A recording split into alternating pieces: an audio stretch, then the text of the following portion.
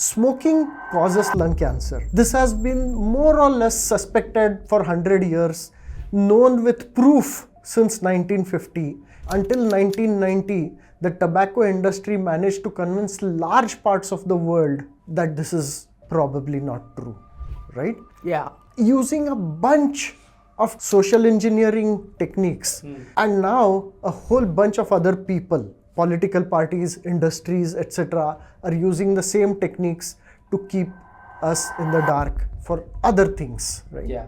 What worries me about this whole thing is that they managed to do it for 100 years. Yes. So let's look at the history, right? That until World War I, okay, lung cancer was not really a known thing. Yeah. I mean, entire doctors could go through their entire life without running into a lung cancer patient. Okay, and then suddenly lung cancer shot up. Okay, people were wondering why, and pretty soon bunches of people figured out that because cigarette production got industrialized, large scale production happened in late 1900s, and that caused mass consumption of cigarettes, and that was causing lung cancer, right? Actually, from 1800s itself, some doctors were pointing out that this is dangerous, this is probably causing some problems. By around World War, it was clear that very likely the cause is cigarette. In 1929, a German scientist, Fritz Lickent, came up with data showing correlation between smoking and lung cancers. Not only that, his second set of data also explained why lung cancer in men is 4 or 5 times more common than lung cancer in women, simply because women smoked so much less, right? And what do you think at this point the tobacco industry said? Correlation is not causation, but that statement is true, right? Correlation is not causation. Yes, I mean, in that sense, yes, windmills are correlated with wind, but windmills don't cause wind, right? The wind causes windmills, but yeah. An entire episode on that, check it out. If it is ready, you'll already see a link. If it is not, subscribe and you'll get a notification when that episode is ready. Technically, yes, but in reality, no, okay? There were a lot of experiments, and not only was the correlation strong, but they've also showed a mechanism by which this was caused. They got rid of a whole bunch of these correlations, right? So in 1948 through 54, Richard Doll, a scientist from UK, had multiple studies which showed that's not just correlated, but it is causing, right?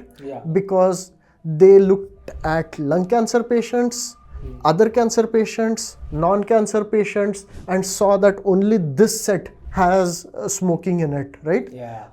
Before this study, the industry used to say things like, oh, automobiles have increased, roads have increased, factories have increased, any of those might be causing lung cancer. Asbestos. But in this, it was clear that only lung cancer is going up. Other cancers are not affected, right? In 1952, this did an animal study in which they actually introduced tobacco tar and it caused cancer in those animals, right? So direct causation was also shown. Wow, okay. Lots of studies, right? And around this time, science was very well regarded, right? Science had given us such great things in that century. People used to think of science as an amazing thing. That is reduced a little bit in recent times. But at that time, science was well regarded, so it began having an effect. Okay, cigarette sales went down and the stock price of the industry fell. And I am pretty sure the tobacco companies did not take that lying down. No, they fought back, right? So this is one of the great case studies. What the top 6 tobacco companies did was they got together, they said we have to do something about this. They hired a PR firm. Okay. By the way, we have talked about PR firms before. The diamond industry has also used it very, very effectively. Check out that episode. Okay. It's called Diamonds Are a Scam if you're looking for it. What they figured out was the following, that people like science. So simply denying this will not work. Right? We have to do something else, right? So first thing they decided was we have to make the link appear non-conclusive. That, oh, well, we're not sure, right? blame other causes, like, miners, smelters, farmers, these people are getting lung cancer. So maybe it is pesticides, maybe it is soil dust, right? Maybe it is genetic. Okay. Second thing they did was create their own science, fight science with science. Ouch. Right? Find scientists who don't believe the existing science, or fund scientists who will come up with studies to show that, there can be other causes, right? Wow. Shady and half. Also, it is possible, right? When scientists do studies, some studies actually come back and say, well, it does cause cancer. What do you do in that case? Just hide that study, don't tell anyone. But when a scientist does come up and say, well, no, there are these other causes, it looks unclear, those studies you publicize. And then once you have found a few scientists and a few studies that cast doubt, publicize the heck out of them, and then use that to say, oh, well, there is no scientific consensus on this topic. Where have we heard this phrase before? In a lot of places, but in my first thought goes to the entire vaccines cause autism debate. Yes, also climate change. Right. Also anti-vax people after this COVID pandemic and the COVID vaccinations. So many places this entire playbook has been used, it seems. And most importantly, what they did was they came up with a document. It's a 2-page document. We put a link here. Read it, okay? This document was called a frank statement. Okay. In that document, what they said was, research indicates there are many possible causes of cancer. There is no agreement amongst experts. There is no proof that smoking is a cause. And here is the statement I'm going to read because it is so awesome. The statistics purporting to link cigarette smoking with the disease could apply with equal force to any one of the many other aspects of modern life. Indeed, the validity of the statistics themselves is questioned by numerous scientists. Wow. Notice, they didn't stop here. They went further. Okay? They told people, look, we promise smoking is safe. But if you're still not convinced, we will do research. Okay? Not just that, but this research is not motivated by self-interest, so we will help and fund neutral research. We will cooperate with all the authorities, and we will show that smoking is not causing cancer. Okay? Do you know what the reality was? What? Reality was, when they put out this statement, they knew that smoking is not safe. Okay? They tried finding a safer alternative to smoking, okay, because they knew that, this entire business could go away, so we should do something else. But that project was cancelled because it would mean, if people found out that the companies are working on an alternative, the world would realize that smoking is not safe, right? They also did things like reduced concern of people by adding filters, milder smoke, lower tar and nicotine, and so on, right? When they say, we will... Not just mild, there is ultra mild also. There are different kinds of milds now. They did help with research. But that research wasn't to find whether smoking causes cancer. It was just general research on cancer, right? And when any of that research actually resulted in showing a link, they never publicized that research.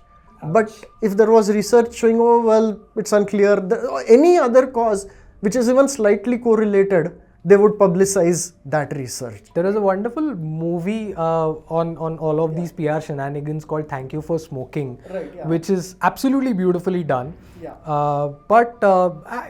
How did we finally get to know all of these shenanigans is the question. Right. I mean, when I say that they knew cigarettes are unsafe, they knew, right, that they were funding these alternatives.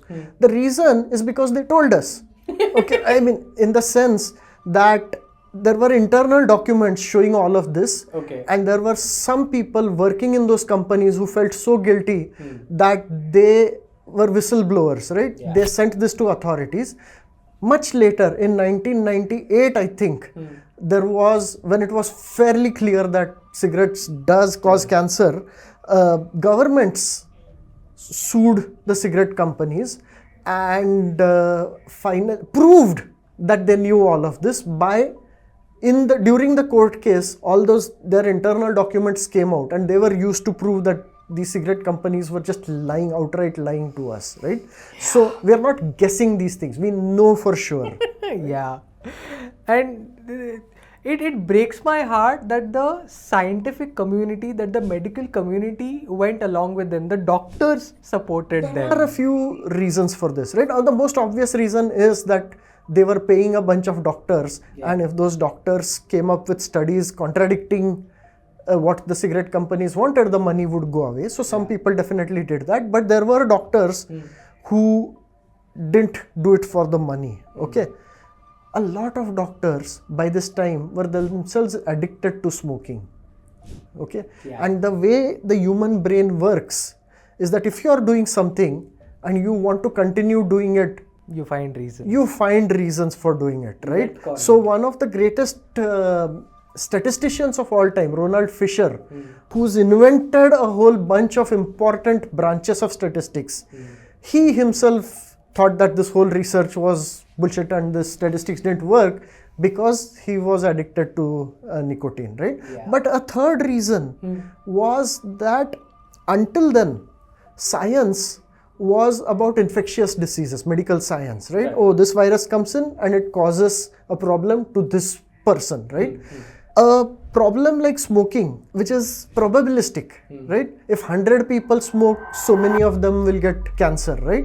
Any one case, if you look at, you can't prove that this cancer was caused by smoking. Right. Or you can't prove that this guy who didn't get cancer wasn't, the smoking didn't cause him problems, right? Correct. So only when you look at aggregates that you get some proof. And all of these techniques didn't exist.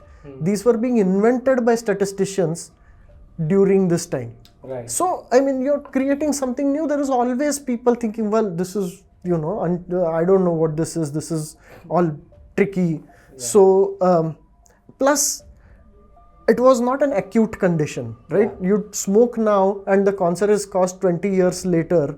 So, the connection was 10 years. So, yeah, too far apart. All of this made it easier for the scientists to go along with what the tobacco companies were saying. In the process, what has happened is that the tobacco companies have essentially created a playbook. Correct. Which is now being used in different areas of life, of science, like we were talking about climate change, about vaccinations, about...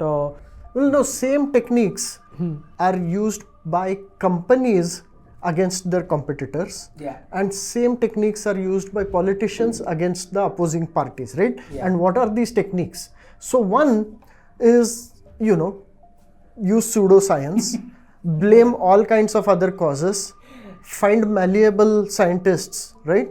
Like, oh, you can get proof, research that Patanjali works. Right? I was thinking homeopathy, but both examples apply. And even if nobody is lying, just selective one-sided publication. Fund 100 different studies and only publish the ones that support your thing. The data is always fuzzy enough that there will be some studies showing this. Lies, damned lies and statistics. Yes. Another technique is don't attack head on, right? And this is something we have talked about in other situations also, that if I try to convince you directly, there is a backfire effect, right? In fact, you get even more convinced of your side and you think I'm trying to pull a fast one over you. Yeah, because then it becomes me versus you rather than us versus the subject. Right. Instead, create doubt without denying. Okay? And talk about rights and things like that, right? Advocate the right to smoke without actually encouraging anybody to smoke, right? Yeah. It's like, oh, if he wants to, I don't want him to smoke, but if he wants to, he should be free to do that. Which is why cigarettes are still available today. Right. Then, the ads that they used, right? Earlier, they used to actually claim health benefits, prolonged youth, thinness, attractiveness. Yeah, these were actually advertised as such. Yeah, but later on, when it was clear that that is lying, they switched. As in switch to glamour, social desirability, like the cool people smoke, right? Get doctors to advertise, right? Later on, when doctors stopped advertising, get nurses to advertise because nurses are more malleable, right? And then once it stops working with a certain set of people, you shift targets, right? Men started reducing their smoking, so target women, target children, target racial minorities, right? For women, you tell them that, well, this is a symbol of liberation and equality. If men can smoke and they don't want you to smoke, who are they to tell you not to smoke, right? Boys, you tell them this is, this is becoming a man. This is how you switch from being a child to a man, right? And so Look up the Marlboro Man advertisements and you'll understand why this is not funny at all. even today, I mean, smoking has been going down in the developed countries. It's still going up in developing countries because they have shifted their focus. Yep. And I mean, these techniques are being used by a whole bunch of other things, right? Basically, a different word for similar techniques is called FUD. Just create fear, uncertainty, and doubt. If you make people afraid, they stop thinking clearly and then they just start listening to you. Yeah, because at that point the fight, flight, fawn, freeze response kicks in. So Even otherwise, just create doubt, create uncertainty, and then people stop, it's like, I don't know which side is true anymore, so you just stop thinking, right? It is happening with so many things in politics. Think about it. You have there is enough doubt created that you say, you know what, I don't understand these things. And so you have stopped reacting in any direction, even for things which are clearly wrong. And it worries me that I don't understand these things is becoming a regular refrain among people. Yes. So in fact, what we are going to do is we will do an entire episode on how politics is making you dumb. So check that out. We also have an episode on correlation is not causation. Check that out. And more generally, we get fooled by randomness, right? So we check out our series on those, right? So the first two that Naveen mentioned, if they're ready by the time you're watching this, we'll put them up on the screen here for you, or we'll definitely have show notes, links in the show notes and description. The third one, Fooled by Randomness, we already have that episode up, so definitely check that one out and let us know what you thought on either of the two episodes. Comment and let us know. Shrikant, Naveen, FutureIQ.